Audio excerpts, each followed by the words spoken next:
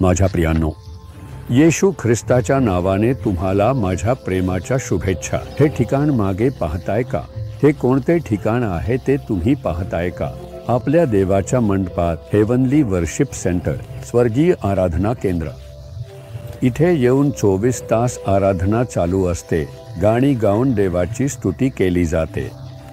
फक्त तेवढंच नाही, अनेक लोक वेळोवेळी इथे येऊन बसतात आणि प्रभूची आराधना करतात। हेवनली वर्शिप, परलोकात देवदूत जसं प्रभूची आराधना करतात तशीच आराधना इथे व्हावी अशी प्रभूच्या आत्म्याने मार्गदर्शन दिल्यामुळे त्याच्या वचनाप्रमाणे हे स्थापन करण्यात आलं आहे।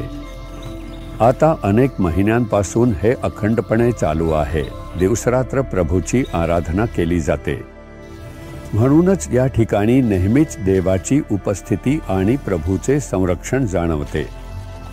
ठीक आहे, आज आपण महिन्याच्या शेवटच्या दिवशी आलो आहोत। या महिन्याचा शेवटचा दिवस असं वाटते की नुकताच पहिला दिवस आला होता, पण आता शेवटचा दिवस आलाय। दिवस खूप वेगाने जात आहे, म्हणून आपण आपल्या प्रवासाच्या शेवटी येत आहोत।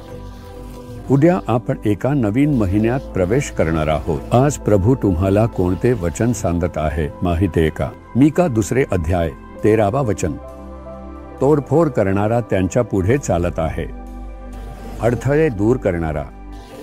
प्रभूला अनेक नावे आहेत, त्यापैकी एक नाव म्हणजे अडथळे दूर करणारा।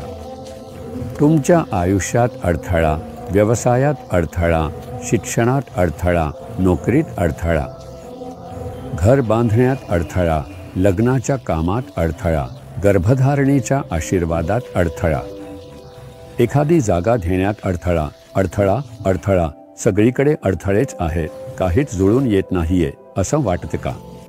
तुम्ही अशा अडचणीत आहात का? अडथळे दूर करणारा एक प्रभू आहे। तो अडथळे दूर करून सुंदरपणे मार्गदर्शन करतो।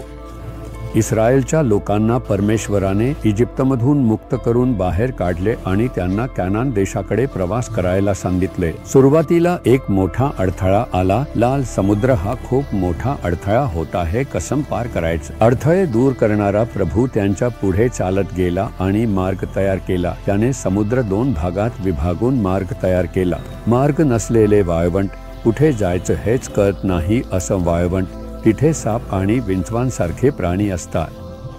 तिथेही प्रभू मार्ग तयार करतो, अडथळे दूर करतो, मार्गदर्शन करतो। योर्दन नदी आडवी येते, पण प्रभू त्या योर्दन नदीला विभागून अडथळा दूर करतो आणि मार्ग तयार करतो। एरिखो नावाच्या शहराची मोठी भिंत, हे शहर कसं मिळवायचं? भिंतच मोठा अडथळा होती, पण प्रभूने ती भिंत कोसळवून अडथळे दूर केले। अडथळे दूर करणारा देव तुमच्यासाठीही हे करेल। तुमच्या कोणत्या कामात अडथळा आहे ते सांगा, स्पष्टपणे सांगा, या कामात मला अडथळा येत आहे। आज तो अडथळा दूर होणार आहे।